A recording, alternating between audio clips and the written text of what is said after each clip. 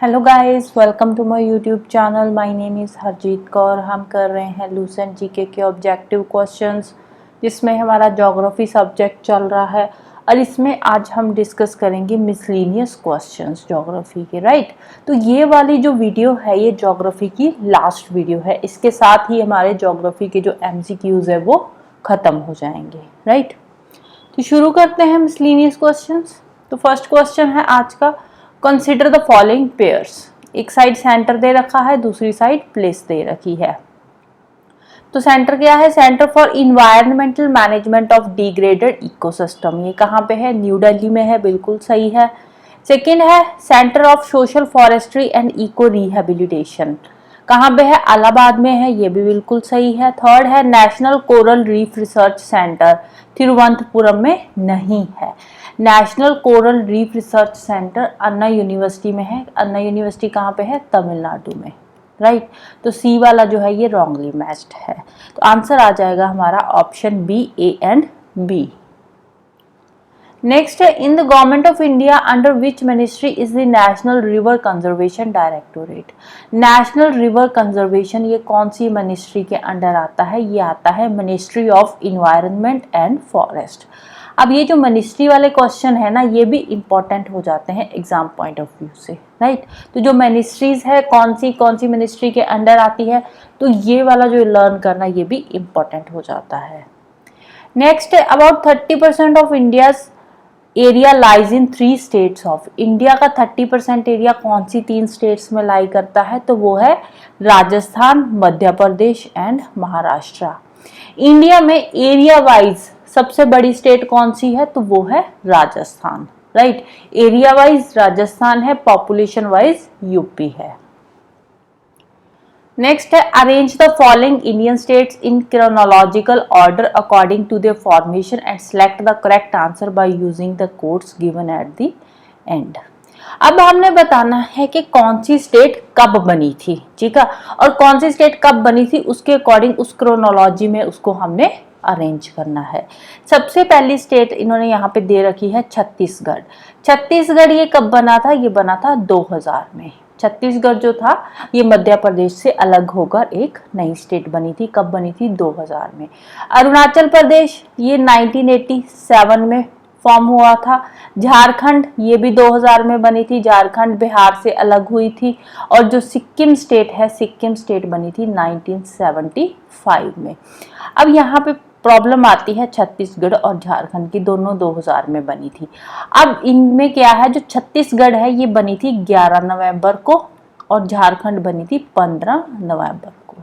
Right, तो chronology क्या बनेगी? सबसे पहले आ जाएगा हमारा सिक्किम, उसके बाद दूसरे नंबर पे अरुणाचल प्रदेश, तीसरे नंबर पे आ जाएगा छत्तीसगढ़ और चौथे नंबर पे आ जाएगा झारखंड। तो 4 2 1 3 आ जाएगा हमारा आंसर, ऑप्शन बी। नेक्स्ट है, which one of the following states of India is surrounded by Bangladesh on 3 sides. कौन सी स्टेट है जिसकी तीनों साइड पे बांग्लादेश है? अब सबसे पहले देखते हैं बांग्लादेश कहाँ पे है। ये वाला जो एरिया है ये बांग्लादेश का है। अब यहाँ पे ये एक इंडिया की स्टेट है जो तीनों साइड पे बांग्लादेश के साथ बॉर्डर शेयर करती है। तो ये कौन सी स्टेट है? ये वाली स्टेट है त्रिपुरा। राइट, तो आंसर आ जाएगा ऑप्शन सी, त्रिपुरा। बांग्लादेश जो है, बांग्लादेश यहाँ तक है। राइट, तो ये बांग्लादेश का एरिया है। नेक्स्ट है, the country separated by McMahon line. McMahon line कौन सी 2 कंट्रीज के बीच में है? तो वो है इंडिया एंड चाइना। तो यहाँ पे है इंडिया एंड चाइना के बीच में मैकमोहन लाइन, अरुणाचल प्रदेश वाली साइड पे। राइट, नेक्स्ट है, north Bihar is famous for. North Bihar में फ्लड्स बहुत ज्यादा आते हैं, तो ये फ्लड्स के लिए फेमस है। Next, a sandy and saline area is a natural habitat of an Indian animal species. The animal has no predator in that area but its existence is threatened due to the destruction of its habitat. Which one of the following could be that animal. अब ये animal कौन सा है? ये है an Indian wild ass. देखने को कैसा है? कुछ इस तरह का एनिमल है। राइट, नेक्स्ट है, a state in India has the following characteristics. एक स्टेट है, उसके कैरेक्टरिस्टिक्स हमें बता रखे हैं, तो उनके अकॉर्डिंग हमने जज करना है कि वो कौन सी इंडिया की स्टेट है। फर्स्ट क्या है, its northern part is arid and semi arid. Second है central part produces cotton, northern part में जो नदर्न पार्ट वाला एरिया है वो एरिड है या फिर सेमी एरिड है। सेंट्रल पार्ट में कॉटन होती है, मतलब थोड़ी बहुत ब्लैक सॉइल होएगी। थर्ड में क्या है, cultivation of cash crops is predominant over food crops. Food crops की कल्टीवेशन कम होती है लेकिन कैश क्रॉप्स की कल्टीवेशन यहाँ पे ज्यादा होती है। तो ये कौन सी स्टेट है, ये वाली है स्टेट गुजरात, राइट। गुजरात का जो सेंट्रल पार्ट है वहां पे क्या होती है, कॉटन होती है। नदर्न पार्ट वाला जो एरिया है वो arid and semi arid area है और यहाँ पे कैश क्रॉप्स की कल्टीवेशन ज़्यादा होती है, फूड क्रॉप्स को इतना ज़्यादा इंपॉर्टेंस नहीं दिया जाता। फूड क्रॉप्स की कल्टीवेशन भी होती है लेकिन कैश क्रॉप्स के कंपैरेटिवली कम होती है। आंसर आएगा ऑप्शन बी। नेक्स्ट है, between India and East Asia the navigation time and distance can be greatly reduced by which of the following. First है deepening the Malacca Strait between Malaysia and Indonesia. अब देखो ये रही Malacca Strait, Asia and Indonesia, sorry Malaysia and Indonesia के बीच में, ठीक है। अब देखो मलक्का स्ट्रेट को अगर हम डीप करते भी है तो ये वाला जो एरिया है ये इंडिया है, यहीं से ही तो हमारा इंडिया की जितनी भी नेविगेशन होगी यहीं से स्टार्ट होगी ना। तो फिर भी अगर हमें जाना पड़ेगा तो यहाँ से हमें घूम कर जाना पड़ेगा मलक्का स्ट्रेट से, ठीक है, ऐसे करके ऐसे घूम कर जाना पड़ेगा। तो फर्स्ट वाली स्टेटमेंट यहाँ पे रॉन्ग है। सेकेंड क्या है, opening a new canal across the Kra isthmus between Gulf of Siam and Andaman Sea. Gulf of Siam को और क्या बोलते हैं, Gulf of Thailand. Gulf of Siam को गल्फ ऑफ थाईलैंड भी बोला जाता है। तो ये रहा अंडमान सी, ये रहा गल्फ ऑफ थाईलैंड, इन दोनों के बीच में एक करा इस्थमस यहाँ पे ओपन करी गई है। इससे क्या है, इससे नेविगेशन टाइम भी कम हुआ है और डिस्टेंस भी कम हुआ है, क्योंकि कहाँ तो हमें यहाँ से ऐसे घूम कर जाना पड़ेगा मलक्का स्ट्रेट से। अगर मलक्का स्ट्रेट का हम करते हैं तो अगर हम करा इस्थमस को ओपन कर रहे हैं तो यहाँ से हमारा सीधा रास्ता इस साइड को बन रहा है, राइट। तो 2 वाली जो स्टेटमेंट है ये बिल्कुल राइट है। तो आंसर आ जाएगा ऑप्शन बी, 2 ओनली। नेक्स्ट है, 3 of the following criteria have contributed to the recognition of Western Ghats, Sri Lanka and Indo-Burma region as hotspots of biodiversity।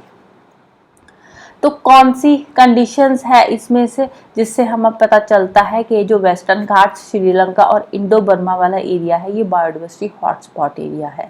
First है, यहाँ पे स्पीसीज रिचनेस बहुत ज़्यादा है। स्पीसीज रिचनेस का मतलब यहाँ पे बहुत सारी अलग अलग स्पीसीज यहाँ पे पाई जाती है, जिससे ये पता चलता है कि ये वाला जो एरिया है बायोडाइवर्सिटी हॉटस्पॉट का एरिया है। सेकेंड, वेजिटेशन डेंसिटी से बायोडाइवर्सिटी हॉटस्पॉट का कोई लेना देना नहीं है। थर्ड है इंडमिज्म। इंडमिज्म से भी हमें पता चलता है, इंडमिज्म का मतलब क्या होता है कि यहाँ पे बहुत सारी ऐसी स्पीसीज है जो यहीं की लोकल स्पीसीज है और कहीं वो नहीं पाई जाती, तो यहीं की इंडेमिक स्पीसीज बहुत ज़्यादा है। तो इससे भी बायोडाइवर्सिटी हॉटस्पॉट के बारे में हमें रिकॉग्निशन होती है। फोर्थ, एथनोबोटानिकल इंपॉर्टेंस, ये वाला अगेन रॉन्ग स्टेटमेंट है। थ्रेट परसेप्शन, ये वाली राइट स्टेटमेंट है। थ्रेट परसेप्शन का मतलब क्या होता है कि यहाँ की बहुत सारी स्पीसीज ऐसी है जिनके बारे में ये माना जाता है कि वो डेंजरस स्पीसीज है नहीं है, वो हमारी परसेप्शन है, हमें नहीं पता वो है या नहीं है, लेकिन लोग मानते हैं, लोगों की ये परसेप्शन है कि यहाँ की कुछ स्पीसीज ऐसी है जो हमारे लिए बहुत ज़्यादा डेंजरस है। और थ्रेट परसेप्शन से ये पता लगता है कि कोई भी रीजन जो है वो बायोडाइवर्सिटी हॉटस्पॉट है या नहीं है। तो इसको भी एक कंडीशन मान के बायोडाइवर्सिटी हॉटस्पॉट के लिए माना जाता है, right. Adaption of flora fauna to warm arid humid conditions, again ये वाली स्टेटमेंट रॉन्ग है। तो आंसर आ जाएगा 1, 3 and 5 ऑप्शन सी। नेक्स्ट है, India is regarded as a country with demographic dividend, this is due to. India को demographic dividend country क्यों माना जाता है, क्योंकि यहाँ पे ज़्यादातर जो पॉपुलेशन है ना वो 15 to 64 ईयर्स के एज ग्रुप में है, राइट। इसीलिए इंडिया को डेमोग्राफिक डिविडेंड कंट्री माना जाता है। 60% से भी ज़्यादा पॉपुलेशन हमारी इंडिया की जो है वो 15 to 64 ईयर्स के एज ग्रुप में आती है। तो आंसर आ जाएगा option B, its high population in the age group of 15 to 64 years. Next है, which of the following is called the shrimp capital of India. Shrimp capital of India किसको बोलते हैं, नेल्लोर को। नेल्लौर कहाँ पे है? ये है आंध्र प्रदेश में। आंध्र प्रदेश में नेल्लौर डिस्ट्रिक्ट है। वहां पे श्रिम्प की कल्टीवेशन बहुत होती है, कल्टीवेटेड श्रिम्प बहुत ज्यादा है, इसीलिए उसको श्रिम्प कैपिटल ऑफ इंडिया बोला जाता है। श्रिम्प देखने में कुछ इस तरह के होते हैं जिनको प्रॉन बोलते हैं। इंडियन प्रॉन जो है उनको श्रिम्प बोला जाता है। नेक्स्ट है the river which is used for inland waterway in India. India में इनलैंड वाटरवेज के लिए कौन सी रिवर यूज करी जाती है? तो वो है गंगा रिवर। नेक्स्ट है which city has the headquarter of 2 railway zones in India. Mumbai में 2 रेलवे जोन्स के हेडक्वार्टर है। कौन कौन से? एक तो है सेंट्रल रेलवे का हेडक्वार्टर है, दूसरा है वेस्टर्न रेलवे का हेडक्वार्टर। राइट, सेंट्रल रेलवे का हेडक्वार्टर तो मुंबई में ही है, लेकिन जो वेस्टर्न रेलवे का हेडक्वार्टर ये कहाँ पे है? मुंबई में चर्च गेट में। राइट, चर्च गेट, मुंबई में एक जगह का नाम है चर्च गेट, जहाँ पे है वेस्टर्न रेलवे का हेडक्वार्टर। नेक्स्ट है which was the geological when was the geological survey of India established. Geological survey of India 1851 में एस्टैब्लिश हुआ था। राइट, तो इसके साथ ही हमारा ज्योग्राफी के जो MCQs वाली सीरीज थी वो खत्म होती है। नेक्स्ट हम इन्वायरमेंट शुरू करेंगे। If you like this series then do like, share and hit the subscribe button. Thank you, bye bye and have a nice day.